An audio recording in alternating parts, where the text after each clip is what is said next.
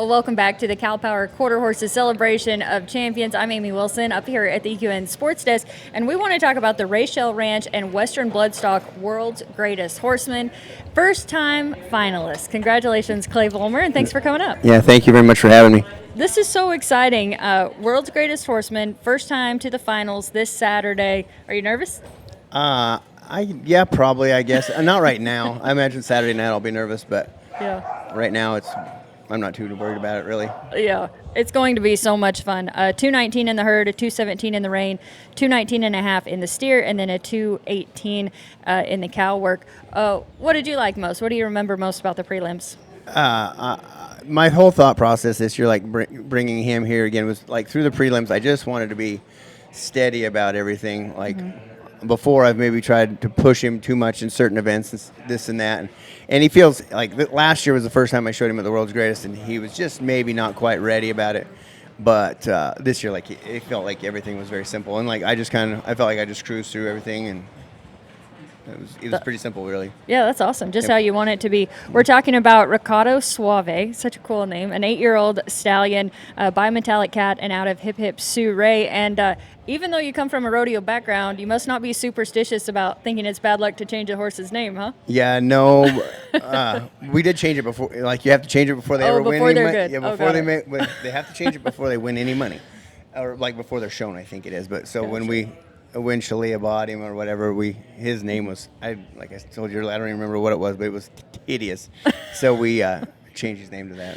Yeah, I like this name. That Yeah, was a good call. This one's lots easier to remember. Yeah, call him Rico. Tell us more about him. And you said he's matured this year some? Yeah, like I feel like he's grown up as a bridle horse, I guess. The horse was very successful.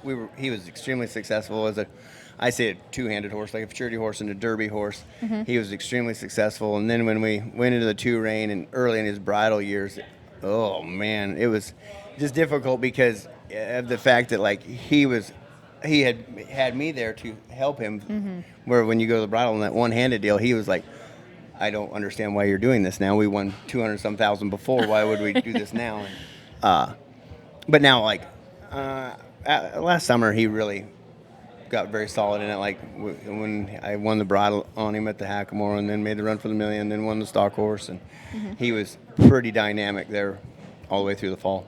Talk a little bit more about his owner. I know that's a longtime client of yours. Yeah, right? Shalia has been. I don't even remember when she came to the barn or whatever, but she has a horse she shows today, and she brought him to me, and we've been friends, and she's been a great client ever since. Like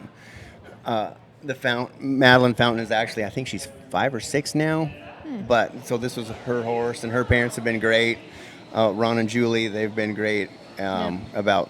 They've never once questioned about like what needed to be done with him, and sent him everywhere. And he's obviously, you can see from his record, he's been very successful. Oh, very, yeah. And it's important to have owners that really trust you and your program. Yeah, and like that, I can't say enough about Shalia. She's always been there for us, and she's been like a huge team member for so many years. Like I said, I can't really say how much I appreciate it. So Yeah, lifetime earnings of $250,000 plus, and adding to that, of course. I think we should take a look at it. Let's look at the cow work. This was where you were a 218 in the prelims to help you get qualified for the World's Greatest Horseman. Tell us all about this.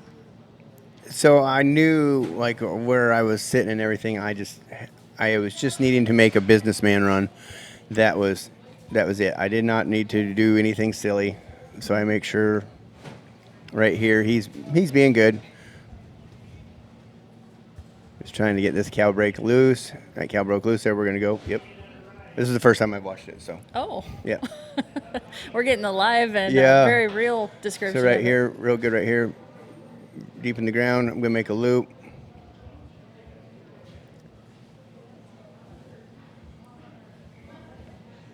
It's good here.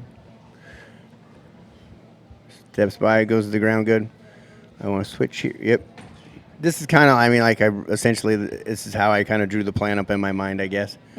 This cow did start to do something funny right there, and I was going to switch, and that cow laid up underneath of him, and so I had to wait. And then this cow kind of runs out of gas here, but we had done enough already, so. Yeah, definitely. And like I said, that was a huge monkey off my back right there. Yeah, mission accomplished. Yeah, mission accomplished finally. Yeah, first time to the finals. Any other thoughts on what that means to you and the accomplishment that is? Yeah, it's just been a long time coming, really. Yeah.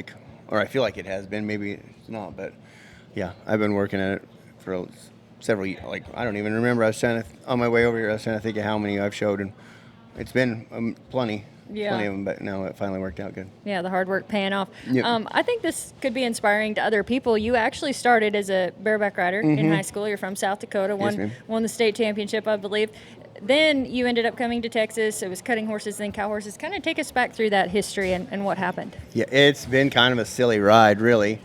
Like you said, the rodeo deal was, I mean, when you're from western South Dakota, like where I grew up, I mean, that's how you escape. That's what you do. Yeah, that's how you escape from out of there. You ride bucking horses.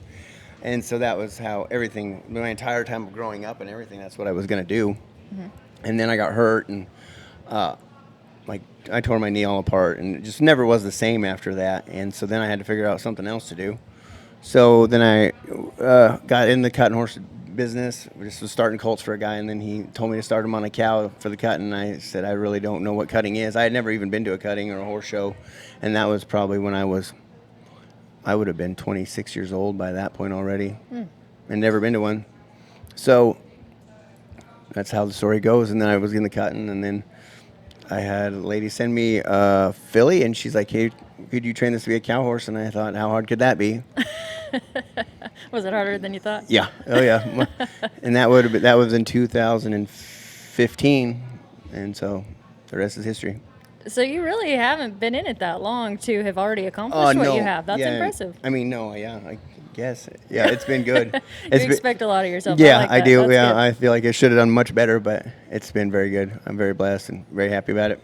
Yeah. And that's it's a great thing to do with my family and all that stuff. I was just going good. to say, you get to compete here right alongside your wife and your little boy. You got a couple kids. Your little boy's 4. So, yeah, tell us more about your family being involved in it. Yeah, it's funny. So me and Veronica both show, obviously. Veronica was reserve at the futurity last year. She's had a great year last year. And then our oldest boy, my stepson, Boyd, he showed in the Youth World's Greatest here as well.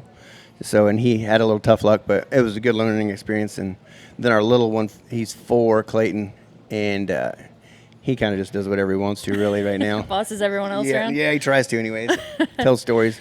Oh, that's good. It's fun. Yeah, it's a good way. It's a good way. Definitely. Does your knee still bother you? Is that something you have to deal with what you do now? No, not so really? much. Yeah. That's good. No, I would say my neck and my shoulders probably more than. Yeah, they fixed the knee pretty good. Oh, good. But the rest of it, not so much yet. But and it's with fine. with training, you said at the very beginning, how hard could it be? And then now that you're this many years in, what's something you've picked up on now that you wish you would have known all those years ago? Anything come to mind? It's harder than it looks, I guess. I don't know. It's one of those deals. The more you know, the less you know. Mm-hmm. And it's like they always say, ignorance is bliss. So like the first couple times, you're like, it's pretty easy. You're just gonna go in there and bomb around, and it was funny. Next thing you know, you're open only. Like I was open only, and after I showed 2 years, and then I was open only.